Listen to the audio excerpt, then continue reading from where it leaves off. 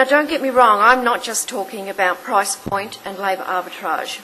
I'm talking about Australian organisations forming partnerships that allow them to take advantage of the expertise, the education, the qualifications and the quality of the delivery work that I've seen undertaken by Indian organisations.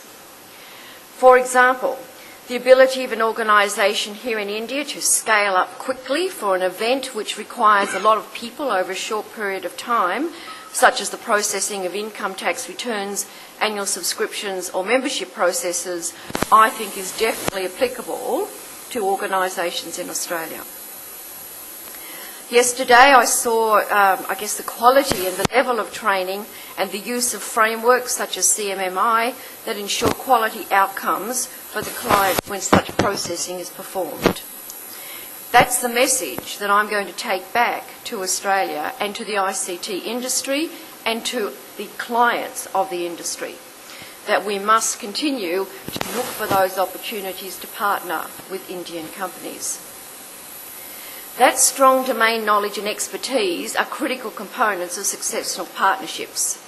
The opportunity to leverage complementarities of development and execution, where that's applicable, or R&D expertise and the extension of that and commercialisation into external markets will continue to drive many of the partnerships between our two countries.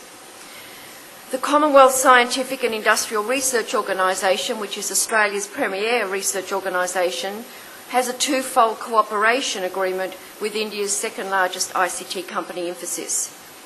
Infosys provides CSIRO with a strong distribution capability for CSIRO's Australian developed intellectual property and the access to global marketplaces. The agreement encompasses both cooperation in research and development, in information engineering and the commercialisation of CSIRO's intellectual property. As part of the cooperation agreement, Infosys has signed a licensed arrangement for CSIRO's Panoptic search engine and also for some mobile video research technology which was developed under the ANADEC standard. Similarly, another Australian company, Smart Internet, also has a partnership with Infosys and again is seeking to leverage some intellectual property, some excellent research and development into new marketplaces and new opportunities. Now, Infosys has also decided in that relationship to put some money into helping PhD students from India get work experience and research and development experience in Australia. You will know as well as I do that there are a number of very large ICT companies from India that already exist in Australia. Tata Consulting Services, Infosys, as I've mentioned, and Satyam all have offices in Melbourne. And they're doing lots of good work with local Victorian micro, small and medium enterprises.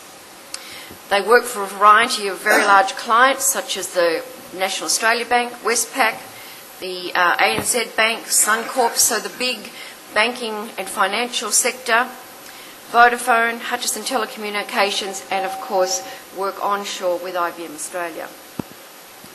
NIIT has its operations in Sydney and has developed a very strong partnership with Australia's largest publicly listed independent consulting company, SMS.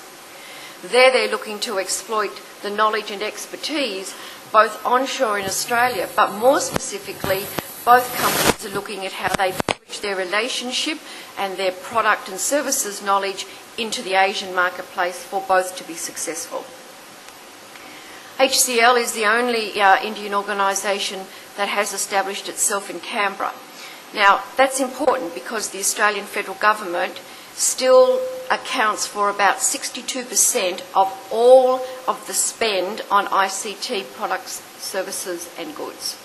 So it's important, as you know, to be in the city where the decisions are made and also the opportunity, of course, to form the partnerships with our excellent research organisations which are also based in Canberra and our research and development universities such as ANU, which is rated in the top 50 universities in the world. The challenge, of course, is not for large organisations like Tata, Infosys and Satyam. It is how do we develop the relationships between smaller organisations in both our countries. So let me tell you a little bit about AIIA's role in fostering those relationships and helping small to medium enterprises in Australia be successful and be willing to take the risks to go offshore. So we do a couple of things. First of all, we're very heavily involved in lobbying the government and the industry to have a more open view of offshoring and outsourcing opportunities. Again, it's presenting those opportunities for access to a labour pool that Australia simply cannot meet from its own population.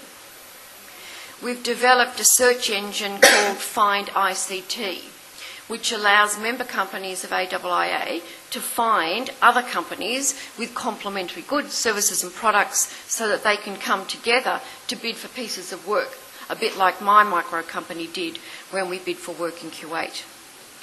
Our plan is to expand what is now an Australian community to include opportunities from India, for example, so that Australian companies can find ICT both onshore and offshore in order to develop those partnerships and complementarities.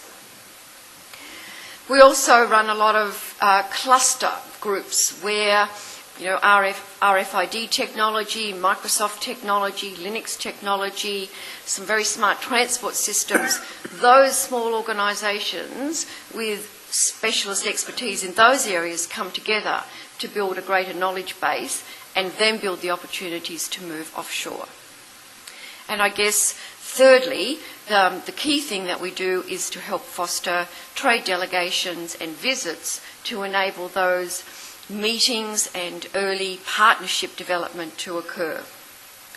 I was very interested to hear Sherlye talk about the work that NASSCOM does in mentoring entrepreneurs, because AIIA does something similar.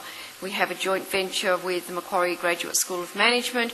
We take about 25 micro entrepreneurs in the ICT industry every year to put them through a mini MBA course, and then we assign them a successful mentor from a large organisation to help them grow their business. We're very grateful for our relationship with NASSCOM because it has helped us put that energy into developing the trade relationships and the opportunities together. In summary, Australia's ICT workforce excels in some high-value problem-solving skills and in particular in some very niche area research and development. We're acknowledged around the globe for the ability to develop some of these integrated business solutions through our application of ICT technology. These skills, I think, complement the impressive software development and, more importantly, the execution and delivery skills that exist in Indian companies. A number of people have talked today about the cultural fit, the language fit, the legal background. I was quite interested to hear the ICT Minister talk about the legal framework and the changes that have been put in place to ensure that there's rigour in the way that intellectual property, for example, is treated. So I think there's a natural complementarity, and I look forward to the opportunities between our two countries. Thank you very much.